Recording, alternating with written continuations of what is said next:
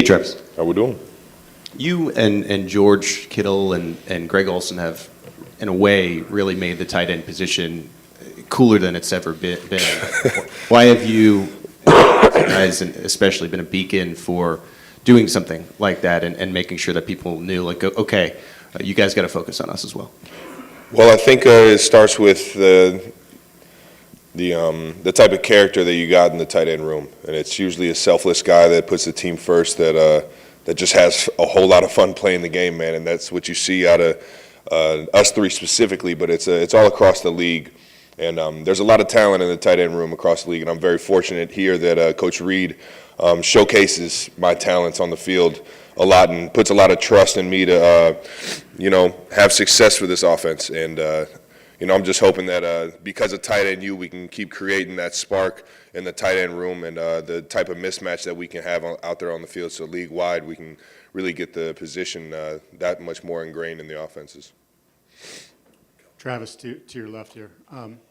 Could you take us back a little bit to the off-season workouts with Pat and some of the new receivers in Texas and how helpful that was as you kind of went through the grind of the season?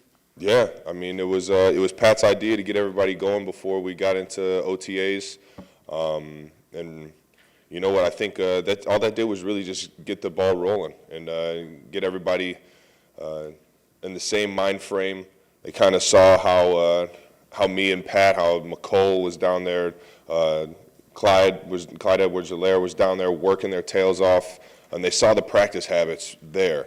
And then that was just the easy way to transition right into OTAs when we got the coaches involved and the entire team together. But it was as much as we like to say it's about a culture here. You can't say enough about the guys that came in that took this to heart, man. It's cool looking back on it now because you see the determination, you see the focus, you see the want to get to a position that we're in, and.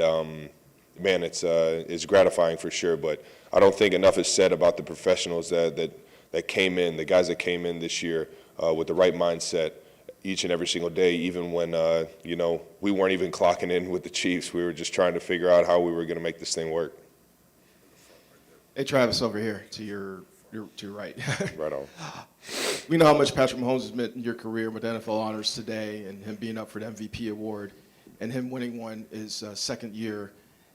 What's it mean to you to see the evolution of him from that first MVP year to now being a favorite to win MVP and seeing how he's evolved over this year in comparisons to that first MVP season he had? I think we just seen him grow as a quarterback. His talent level goes far beyond more than his ability to instinctually just go out there. He's playing a step ahead. And he's almost playing chess out there in terms of he's got 3 or 4 moves already in his pocket, depending on what the defense does, and that's what's going to make him the greatest to ever go down. And I love playing with him, and he's nonstop, always trying to find ways to make himself better for this team.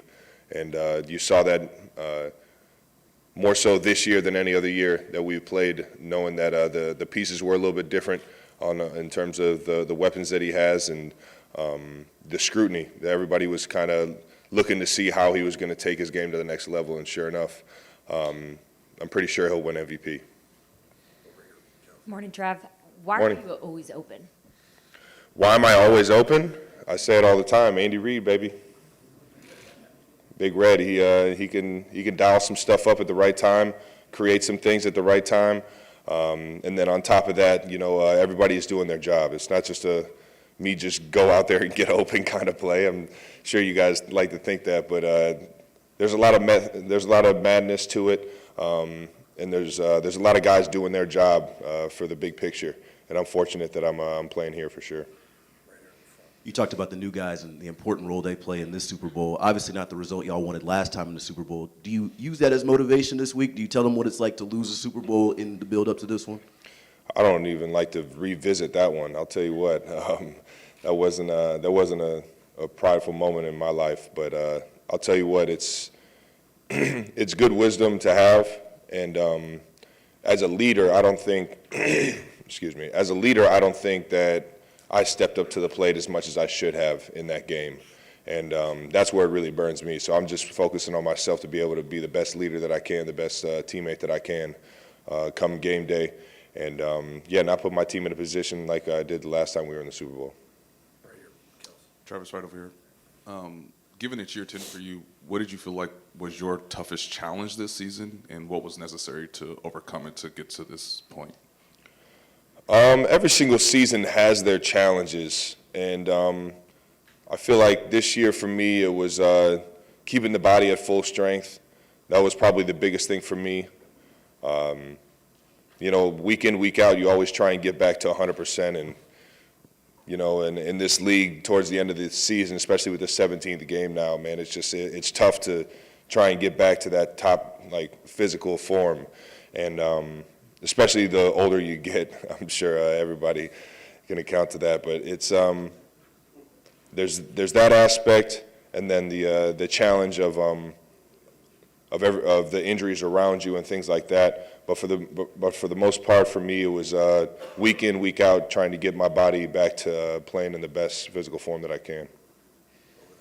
Travis, you talked a minute ago about Pat maybe winning MVP. What would that mean to you and really the rest of the guys in the locker room if he did win that award?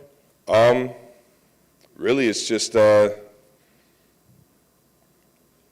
it's something that I know at the end of his career he's going to be able to hang his hat on, but Pat doesn't walk into that building thinking I need to be the MVP. He walks into that building trying to find the best way to beat the opponent that we have that week.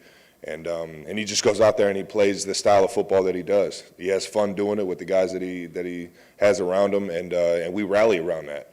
We rally around that excitement, that want for and that desire to win with the guys next to us, man. It just makes coming into the building that much more fun.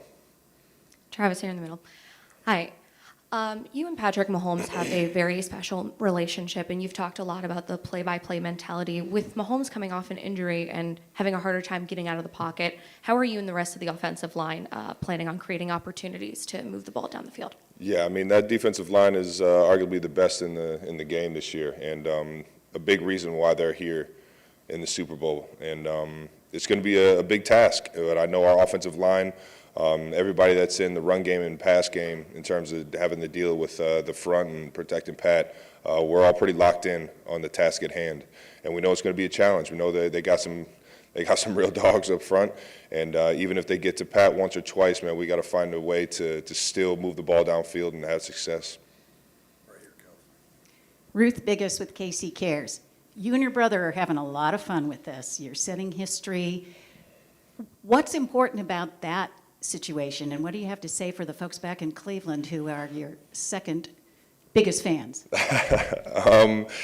I'll tell you what, I love Cleveland to death. The east side of Cleveland, where I grew up, it's given me so much in terms of my passion for sports, my passion for life, my passion for the friends and family that I have around me.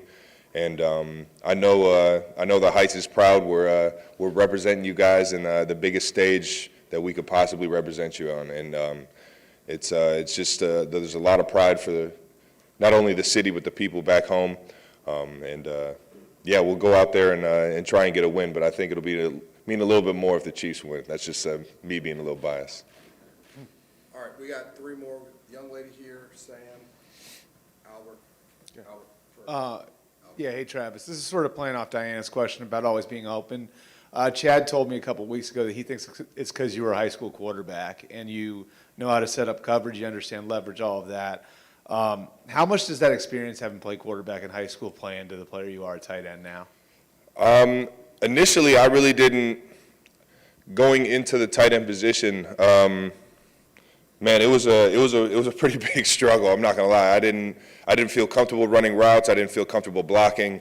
It took really a full year to 2 years up until my senior year in college to really kind of hone my own craft.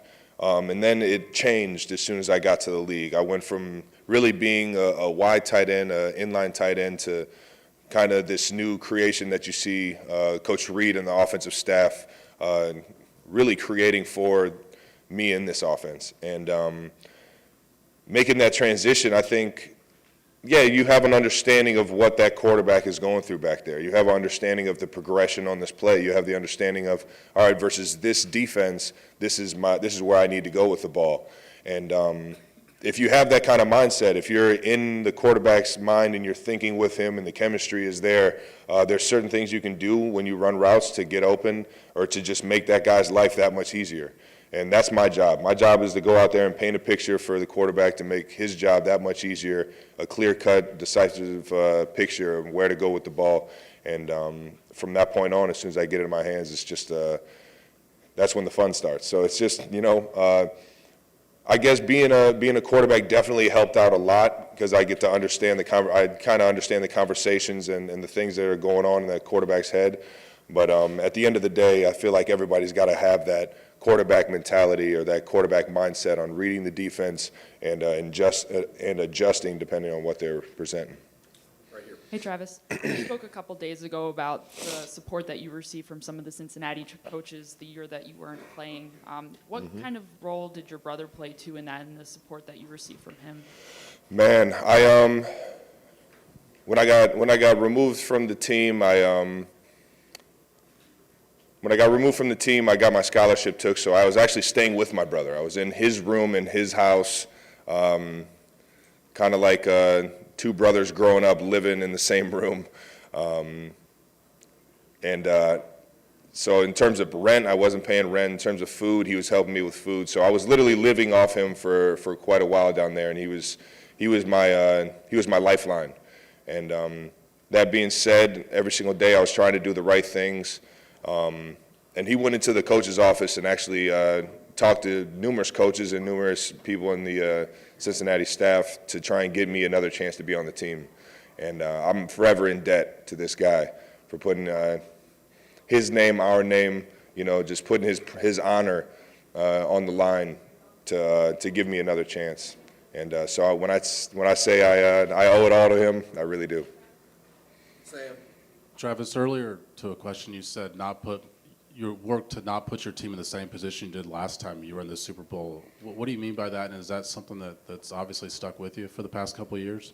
I mean, through every single game you're going to have those ups and downs, and unfortunately we had a lot of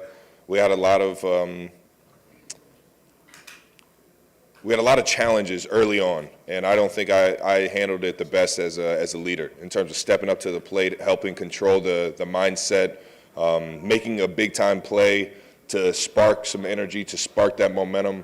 There were a few plays early on there that I just didn't feel like I did my job, and then on the sideline, in terms of the energy and the demeanor of the team, that's where I really think I could help out as well. Last question in the back. Travis, we saw what happened in the NFC Championship game when this 49ers season gets derailed because of injuries at the quarterback position. People have talked about the possibility of you having to be emergency quarterback. What about Blake Bell? Who's the better quarterback in that room? I'm going to say Blake Bell by a landslide, man. He's actually gone in a college game, and I believe it was Oklahoma versus Oklahoma State, I think. He went down there, a 2-minute drive or something like that. I've seen a little bit of the highlights, and I've seen him play.